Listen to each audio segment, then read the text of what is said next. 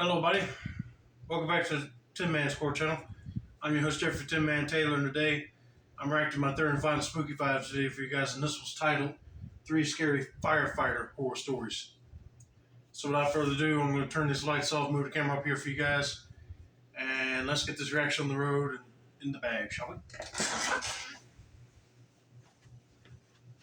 Okay, here we go.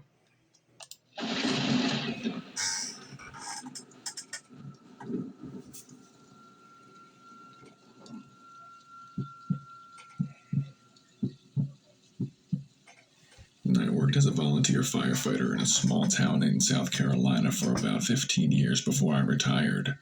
During that time, I saw my fair share of horrible and disturbing accidents. But there was one call that I took that still haunts me to this day. It was late one Friday night in the middle of June. It was around 3 in the morning when I got a radio call about a house fire and needed to get there ASAP.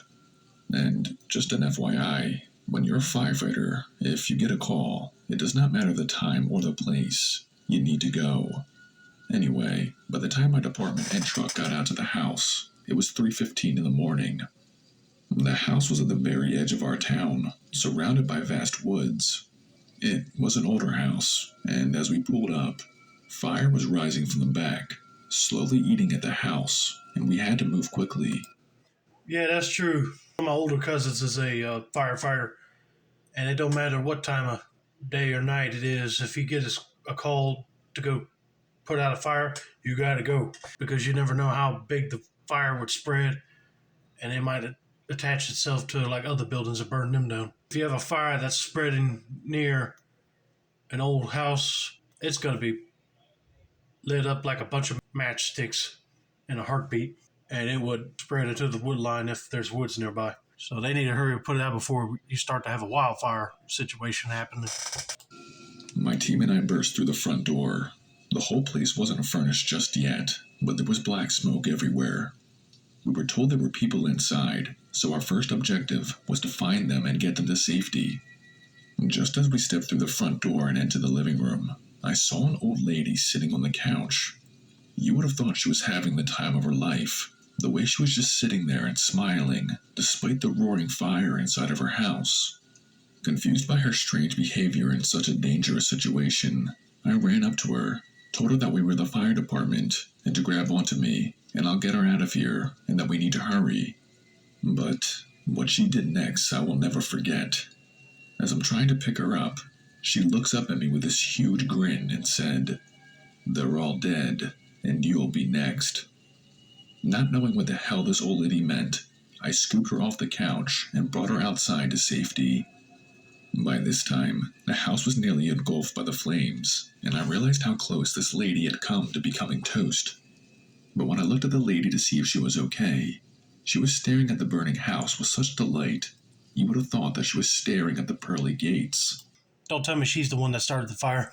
And what is she talking about? They're all dead, and you'll be next. Does she mean like all the people that she had in the house is killed, and she set the fire to cover up her murder trail? I don't know, but that's really disturbing. I just hope his teammates got out of there quick enough before the whole house came down. The rest of my team came out of the burning house and gave me shocking and chilling news. There were 3 others in the house. They tried to save them, but by the time they discovered them, it was too late. That's when the old lady started jumping up for joy. She was clapping her hands and literally giggling like a schoolgirl.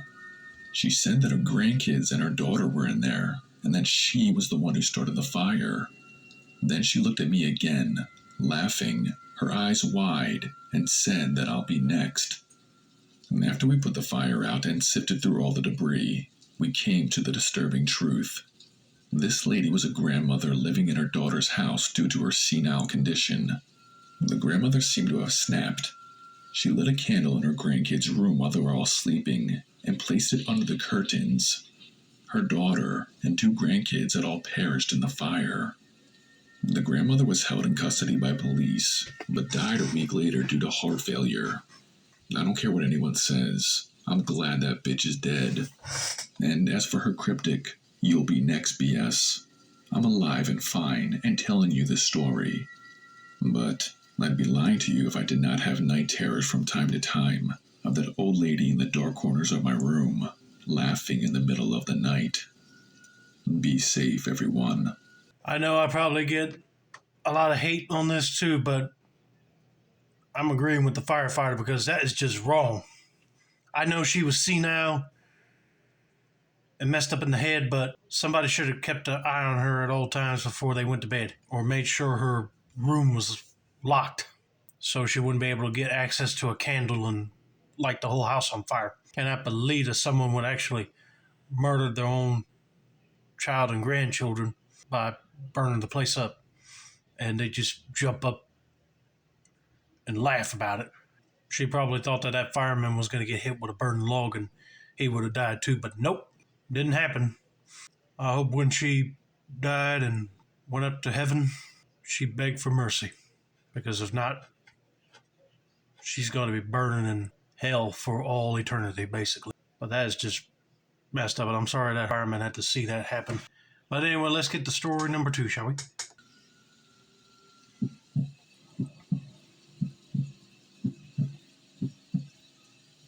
Have you ever gone through something so traumatic that the only way to deal with it was simply by talking about it? Well, this is me dealing with my horrific trauma and telling you this story. Last year, I was working as a firefighter up near the Pocono Mountains in Pennsylvania. I was single and living by myself, which meant I had plenty of time to just work and make money. I was working an overnight shift, because why not?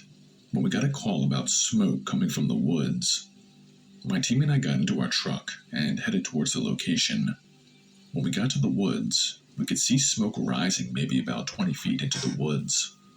My team and I quickly unraveled our hoses and got the fire under control in less than 10 minutes. It honestly wasn't anything major, which was a good thing. Now here's where my night took a hellish turn. When the flames were completely put out, we started to search for the cause of the fire. I was looking for a match, a cigarette, or anything really to figure out how it started, when I heard Parker, my teammate, yell for us to get over here immediately. We found Parker in a small clearing surrounded by woods. I was about to ask him what he had found when I saw it. The most traumatic thing that I've ever seen in my life. Lying in the smoky clearing were at least 20 bodies. Some were burned so badly we could not identify them, but there were others who had no burns or marks on them at all and seemed perfectly fine, other than the fact that they were completely dead. Oh man, that's really disturbing to find out in the woods. Thank God they were able to put the fire out before their bodies caused enough fuel for the fire to keep going and burn the whole forest down. But it seemed like somebody was trying to get rid of their bodies because they could be used as evidence to link them to a murder.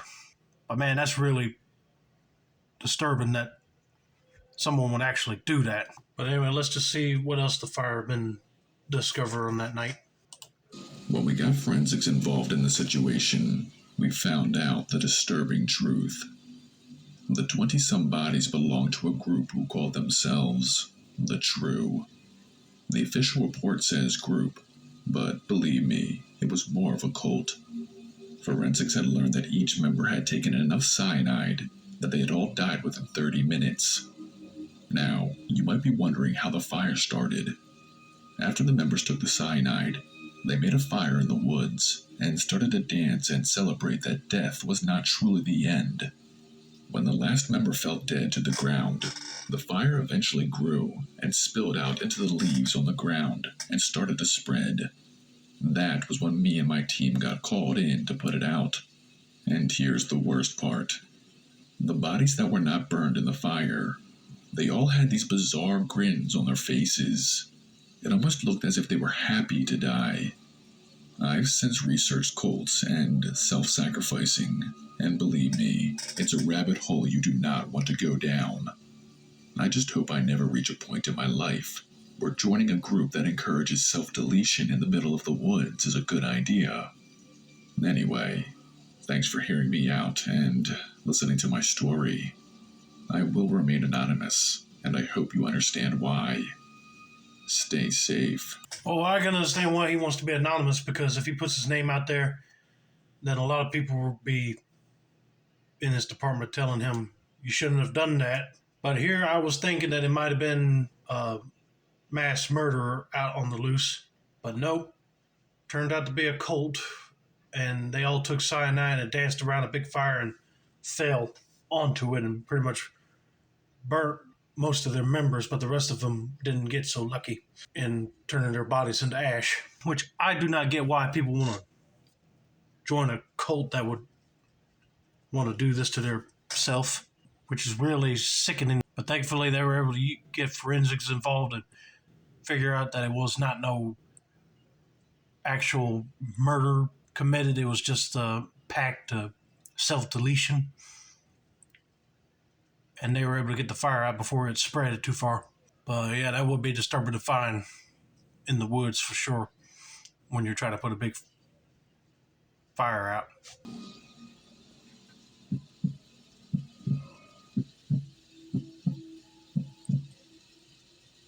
Back in 2018, I was responding to a house call about a lady having a heart attack.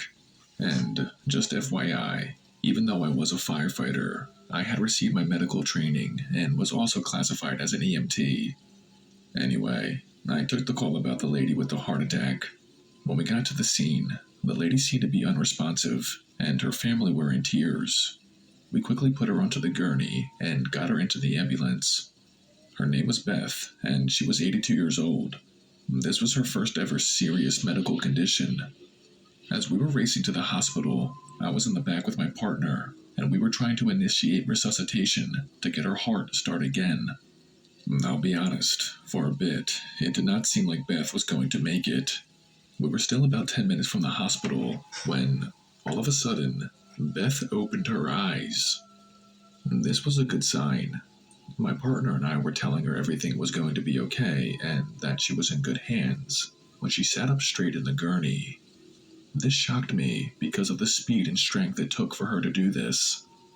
I was telling her to lay back down so that we can continue to monitor her vitals when she said the words that still haunt me to this day.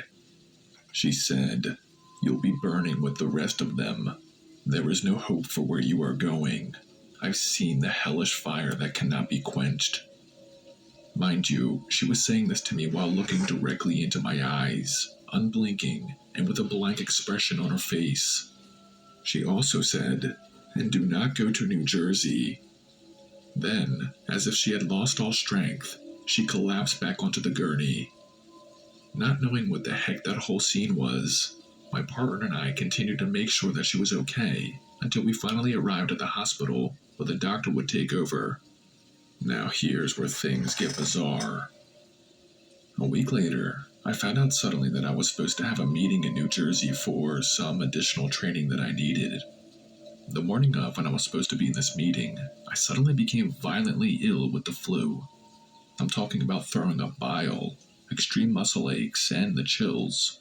I was simply too ill to attend and could not make it. Later on that night, while I was resting on my couch, I saw on the news that on the Atlantic City Expressway, there was a massive accident that claimed the lives of 8 people. I was suddenly reminded of Beth's seemingly insignificant words of, "Do not go to New Jersey." The next couple of days, after I was feeling better, I decided to go over to the hospital to see how Beth was doing and talk to her about how she knew for me not to go to New Jersey. But, unfortunately, when I arrived at the hospital, I was informed that Beth had passed away from heart failure. Now, call me crazy, but if Beth was correct about somehow knowing that I should not go to New Jersey, was she correct about the other things that she said to me? About me burning in a hellish fire that cannot be quenched? I'll be honest, I've woken up in the middle of the night, drenched in sweat from night terrors of my body being burned alive in some hellish lake with no end. If Beth was right about me not going to New Jersey, could she be right about this? I've since been reading my Bible more and more, and have got back to going to church. I truly do not know what to make of my situation, and that's why I'm writing this to you, to see if you or anyone else has any insight on premonitions or prophecies. So please, if you do, any insights or knowledge is welcome. Anything to stop these night terrors from happening. Thank you.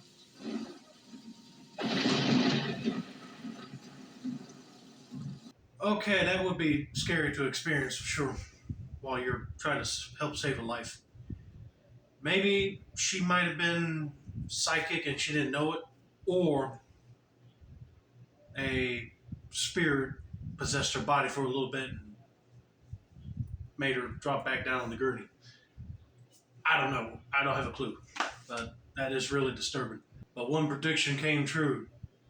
If he went to New Jersey for that training, he probably would have got killed in that highway collision that they advertised on the news. But the other part where he's burning for a long time and the fire cannot be quenched, that does sound like something you might want to pray about on. Or she might have been talking about fire being in a house that was burning and he couldn't put it out quick enough. Who knows? But anyway, I hope you guys enjoyed this video. Don't forget to like, subscribe, turn on post notifications for more spooky vibe content like this. This has been another successful installment of the Tin Man's Quarter channel. I'm your host, Jeffrey Tin Man Taylor. I said that's a wrap, and have a nice day, y'all.